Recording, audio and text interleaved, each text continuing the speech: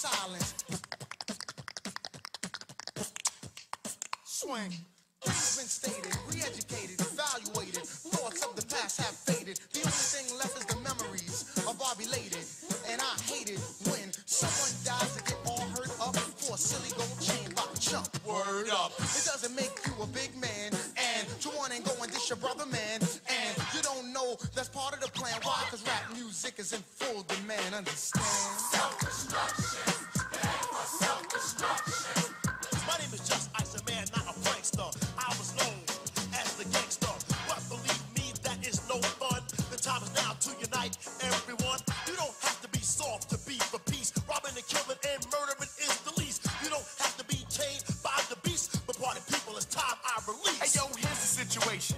Idiocy, nonsense, violence, not a good policy. Therefore, we must ignore fighting, fussing. Heaven's at the door, so there'll be no bum rushing. Let's get together because we're falling apart. I heard a brother shot another, it broke my heart. I don't understand the difficulty, people. Love your brother, treat him as an equal. They call us animals, I don't agree with them. I'll prove it wrong, but right is what you're proving them. Take heed before I leave to what I'm saying, or we'll all be on our knees praying. The search for a gunman continues this morning after a father is shot and killed in front of his Wyandanch home. Vernon Brown was in a friend's car on South 31st Street in Wyandanch around 6 Saturday night. That's when a man on a bicycle shot the 32-year-old. Brown was rushed to the hospital, but he died before his own father could get there. Nobody else was injured.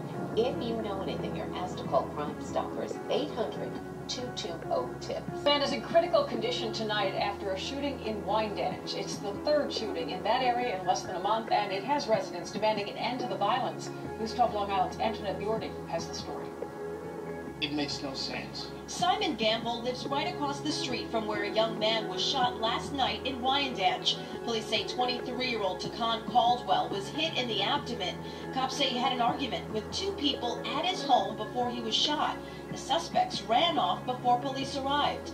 Neighbors like Gamble say too many guns are getting into the wrong hands. Just think about it a little bit, before you take that gun and fire it into something, because you can't call that bullet back. Once it leaves that gun barrel, that's it. It's all over. Cops say this is the third shooting in the area in less than a month. On June 3rd, 4 people were shot in an SUV on Davidson Street in Wyandanch. Authorities say a week later, and about a half a mile away, a man was shot in the legs in West Babylon.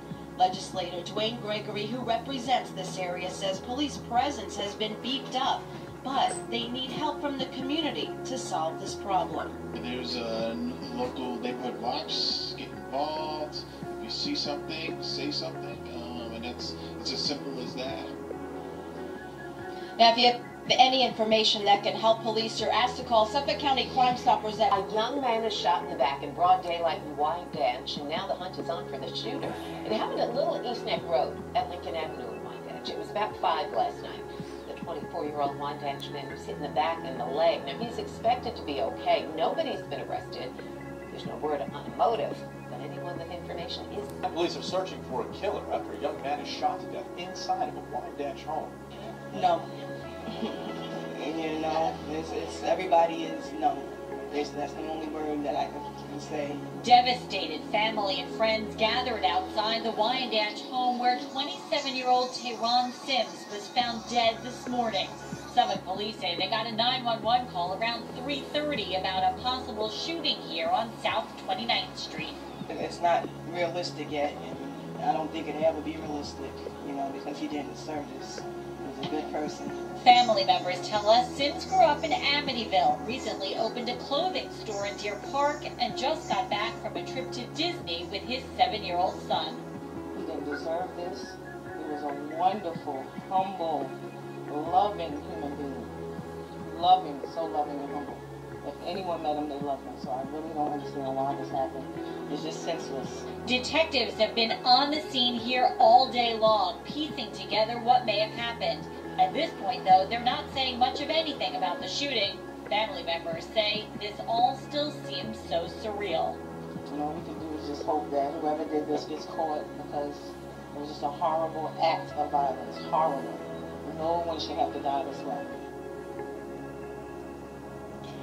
Now, I just spoke with the commanding officer of the homicide squad. He tells me detectives are currently investigating how the alleged shooter may have gotten inside the home. I'm told there were other people inside at the time. They were sleeping. We're told no other injuries were reported. So far, no weapons have been recovered, and the detective lieutenant telling me this does not appear to be a random shooting. Suffolk police meeting with residents to address their fears. Gunshots rang out overnight outside a Wyandanch home. And police are investigating whether it's gang-related. It's very disheartening. I mean, this type of violence. Henry Johnson is one of dozens at this meeting tonight who want answers from police about the violence in their neighborhoods. How do we stop it? Johnson lives in North Babylon, just a few blocks away from where this deadly shooting happened in Wyandanch last night. 23-year-old Stephanie Almedina Rivera, 23-year-old Ciara Smith, and 25-year-old William Madrick were shot and killed. One other woman was wounded, while all of them sat in an SUV outside this home on Davidson Street. It's an area Wyandanch Neighborhood Watch President Virginia Dawson Taylor knows all too well. This is an ongoing thing in Wyandanch, and Davidson has been a problem for the last 10 years or so. Dawson Taylor says she's reported crime in the area to police several times, and she attends meetings like this one with officers every month. Still, she says more needs to be done. It's not enough police.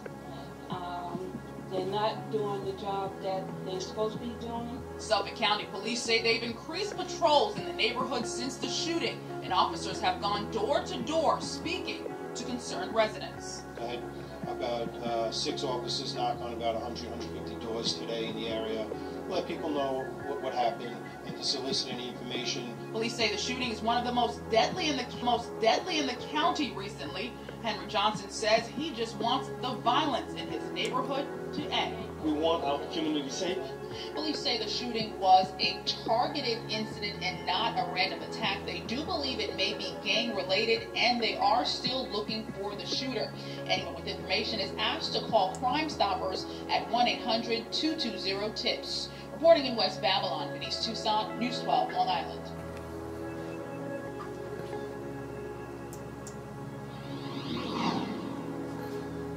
The Wyandanch community demanding answers and action after a gunman killed 3 people sitting in an SUV. Yeah, the killer's still on the loose, and residents want to know what's being done to keep them safe.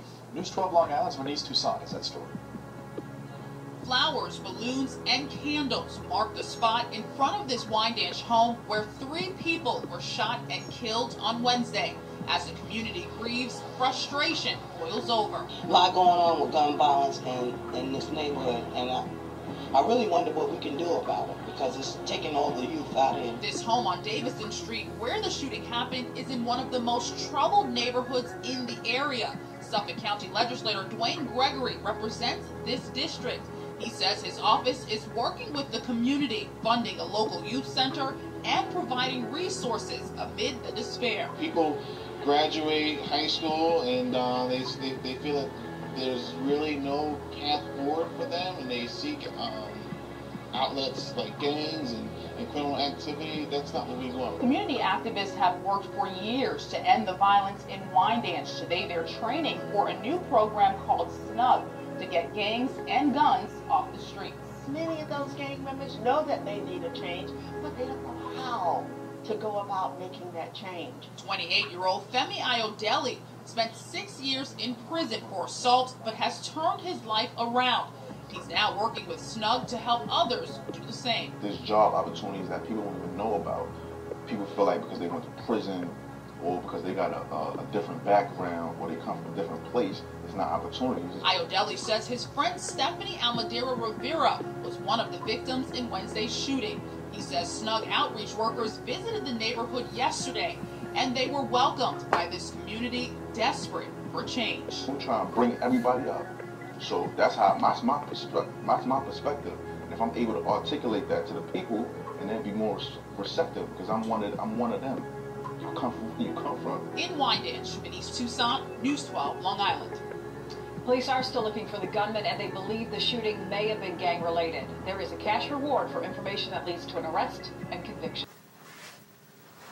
People to at least care about somebody else, just like you would want somebody to care about you. You know what I'm saying? Because if we're going to be living in this community together, our kids is being raised by everything they see.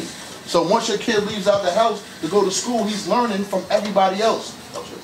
Everybody else. Everything he sees, kids learning. So you want the people around you to be just as respectful and appropriate as you are, because they're gonna be learning from your kids. Is gonna be learning from them. You know what I'm saying? So it's all a chain effect, and if we all think about it that way, it's so much better for us, man. How you doing? My name is Calvin Smith. I'm a SNUG outreach worker for the Wyandanch community. SNUG is the violence prevention. What led me into doing this kind of work was, you know, for a number of years of my life, I was part of the problem. I knew my destiny was something greater than what I was doing. I didn't find it at the time, but throughout the course of my life, I met some great people. One of them being Risco Lewis, who was the Deputy Commissioner of Suffolk County Police Department. She approached me with an opportunity which no one ever came to me with an opportunity to make a change in my life. And she told me if I could do something different than what I was doing, would I do it? And you know me, I'm someone who never was a person who had a lot of opportunities in life. So for that opportunity to come, I went head first into it. Hey, how you doing? My name is Kevin Golson. I'm a street outreach worker, and I just want to say that I'm humble, you know, for the things that's happening in my community. So I feel like, you know, I was put in a position, you know, to allow people to, you know, make peace and unity in my community. So basically, you know, what we do is called SNUG, is violence prevention. And those that's exposing themselves to violence, we're trying to put them in a better position, a better situation. Now, the best way we go about that is trying to meet their every need. You know, trying to refer them to different resources. And different resources like the Resource Center and maybe any other organization out here that's going to help them, you know, fulfill their needs. How you doing? My name is Chris Paris. I'm a community SNUG outreach worker. Why I started doing this work is, you know, I grew up in the community. You know, I've seen a lot of things. I've been through the gauntlet in life, and you know, I still was able to succeed and go to college and compete. I was an athlete in high school as well as in college, and I feel that a lot of people in the community, you know, the youth and the people, they can learn and take from my own personal experiences, and you know, have hope and believe in themselves. When they see me, they see, like, you know, I made it. You know, I made it out.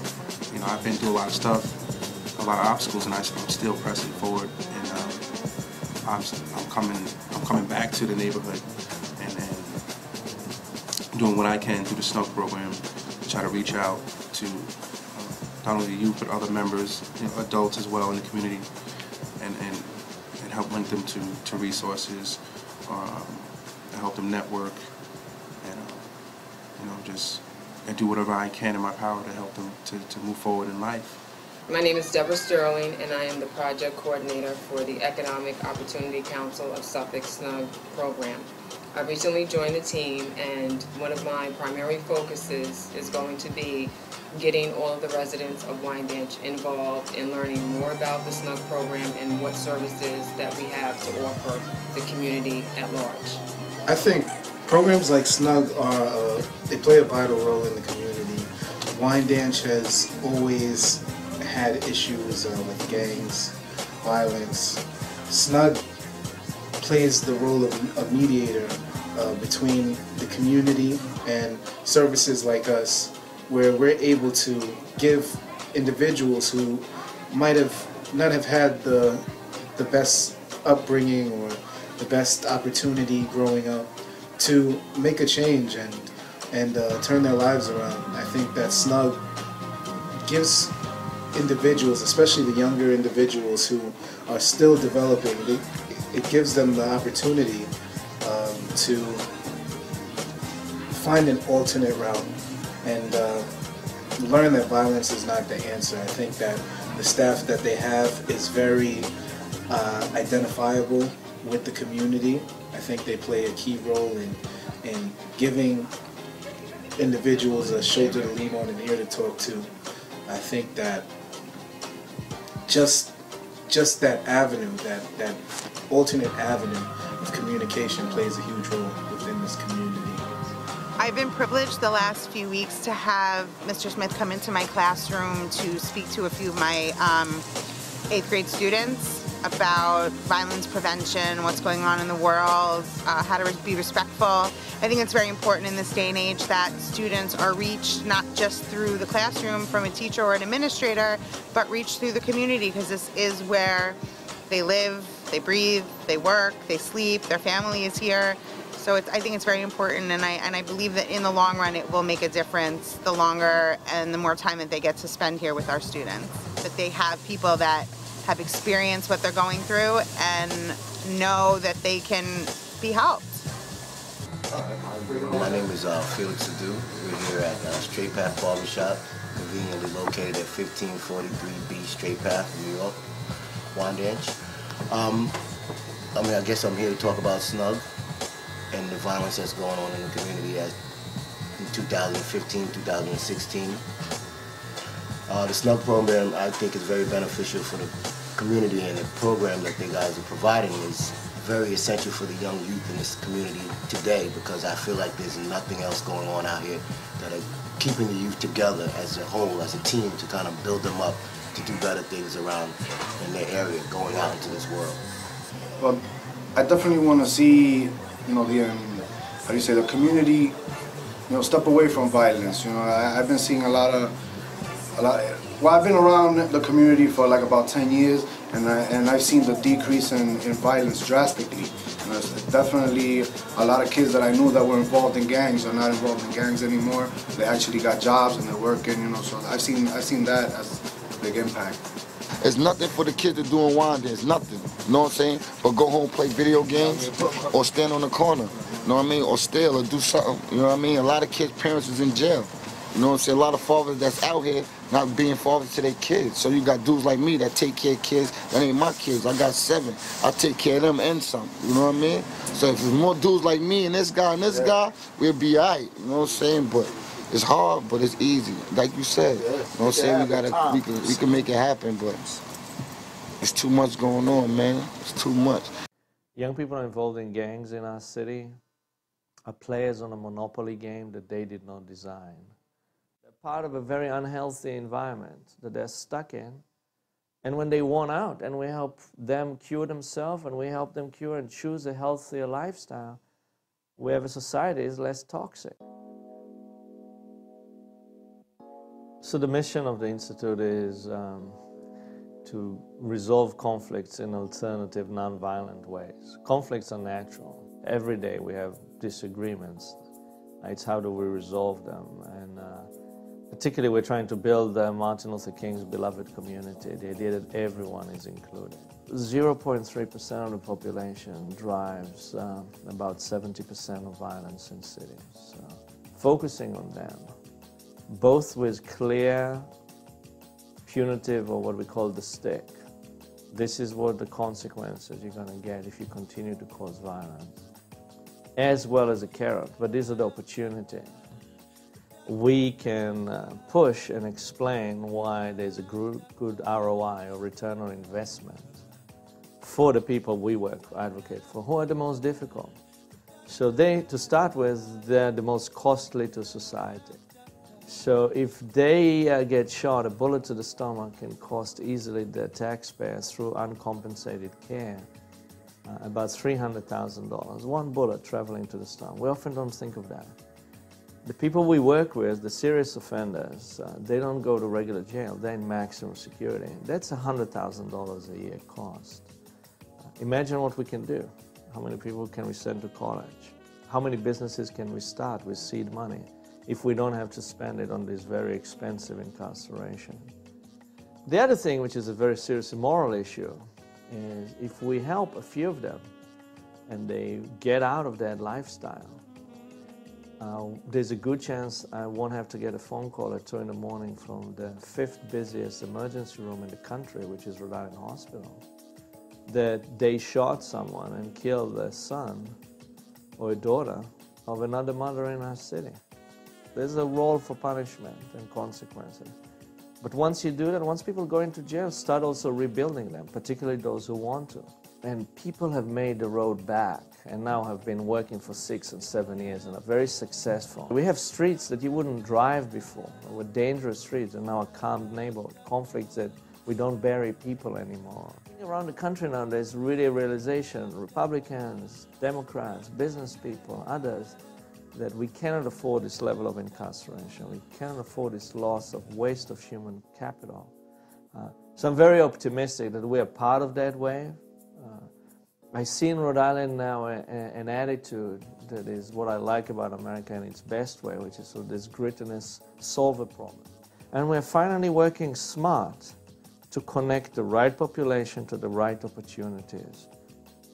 And that is a great benefit to them, to their children, and what's exciting, it's a great benefit to us as a community and as a state. So it's the right way to go. I hope we convince more and more people to join us in this cause. It's a cause for everybody to take part in.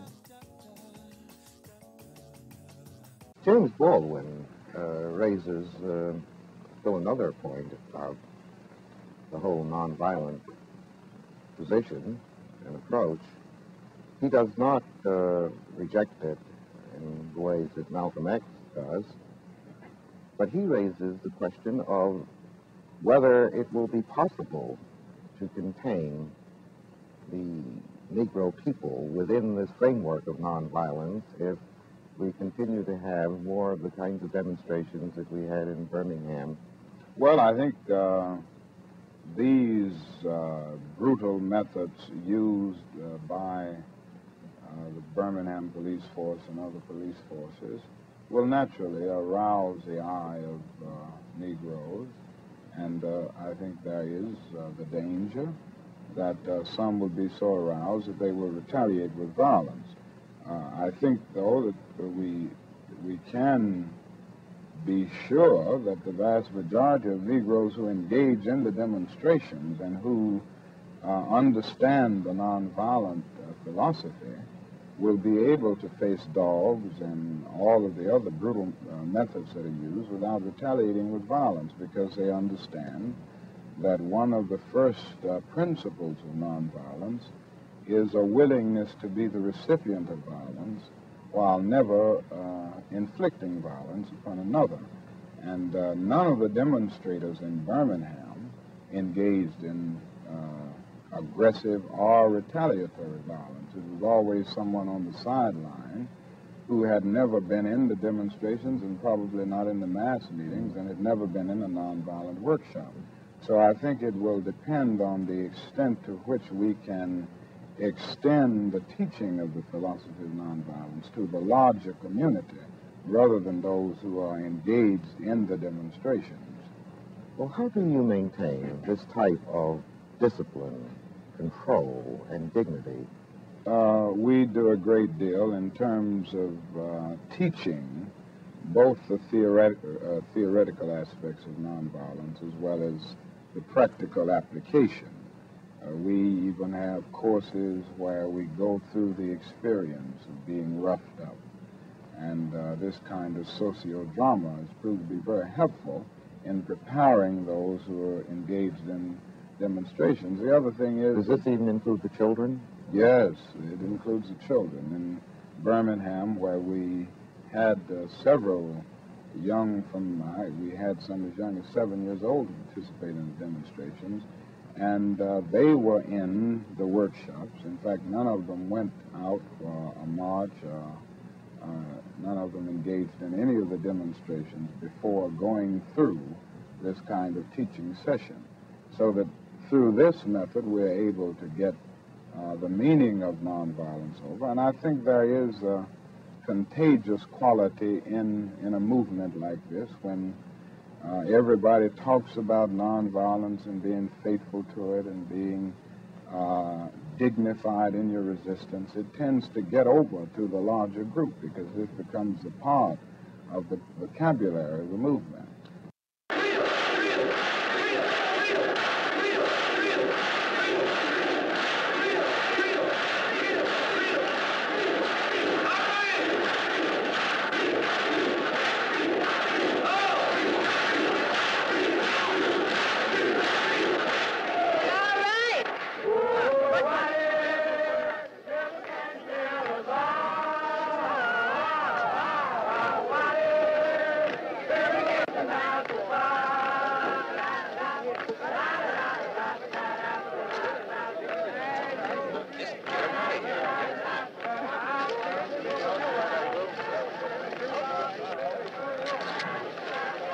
Okay, hold it down, please. All of you hear me? You are in violation of Section 1159 Del City Code, demonstrating and parading without a permit. Also violating a traffic judge injunction against parading.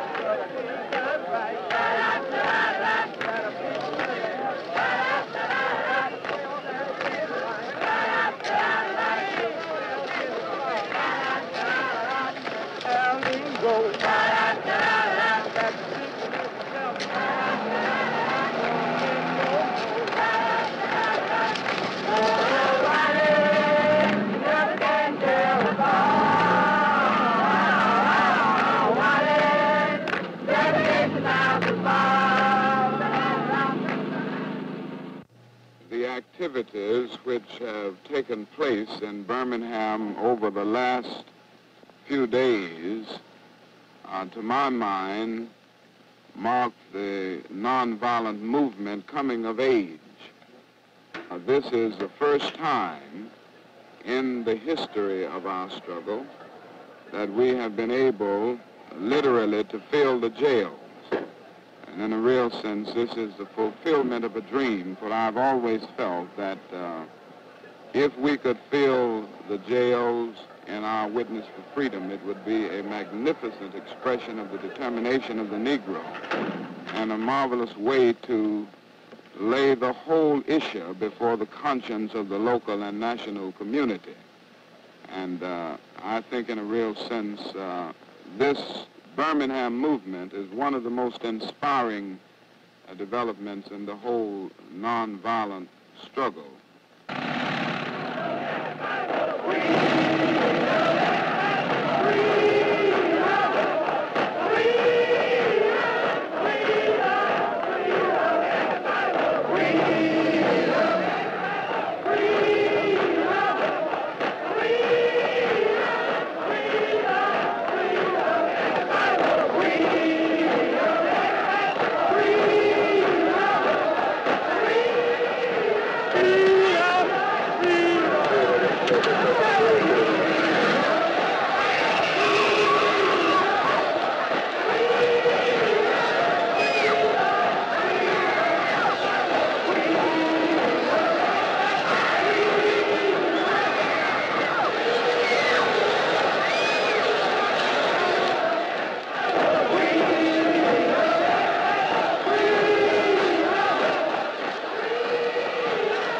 Take him over to the jail for you, don't worry. I know, he wasn't out here yesterday. Come on back now.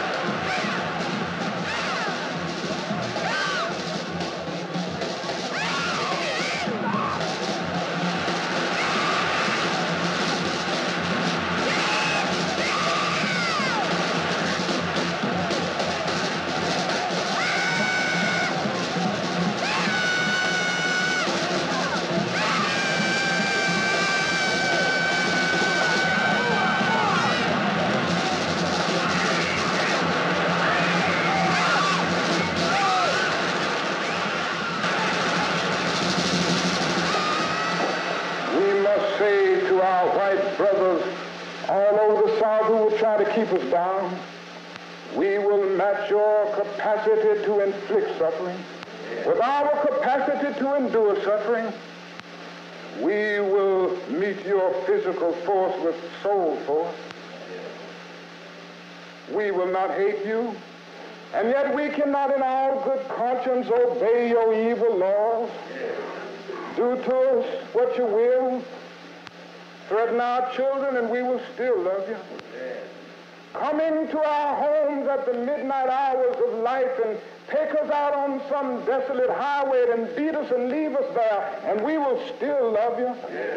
Run all around the country and send your literature and say that we aren't worthy of integration, that we are too immoral, that we are too low, that we are too degraded, yet we will still love you. Bomb our homes and go by our churches early in the morning and bomb them, if you please, and we will still love you.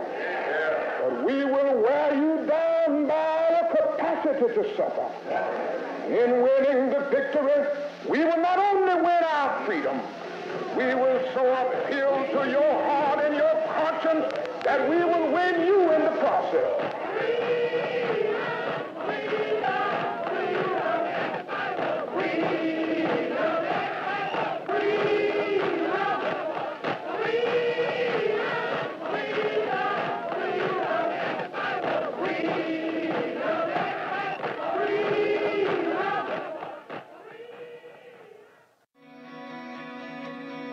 That is a little tree planted on a little hill, and on that tree hangs the most influential character that ever came in this world. Never feel that that tree is a meaningless drama that took place on the stages of history. Oh no, it is a telescope through which we look out into the long vista of eternity. See the love of God breaking forth into time. It is an eternal reminder to a power-drunk generation that love is on the way. It is an eternal reminder to a generation depending on nuclear and atomic energy, a generation depending on physical violence, that love is the only creative, redemptive, transforming power in the universe. So this morning, as I look into your eyes, and into the eyes of all my brothers in Alabama and all over America and over the world, I say to you, I love you. I would rather die than hate you. And I'm foolish enough to believe that through the power of this love somewhere, many of the most recalcitrant bent will be transformed. And then we will be in God's kingdom. We will be able to matriculate into the university of eternal life because we had the power to love our enemies, to bless those persons that cursed us, to even decide to be good to those persons who hated us. And we even prayed for those persons who despitefully used us. Oh God, help us in our lives and in all of our attitudes to work out this controlling force, to love this controlling power that can solve every problem that we confront in all areas. Let us join together in a great fellowship of love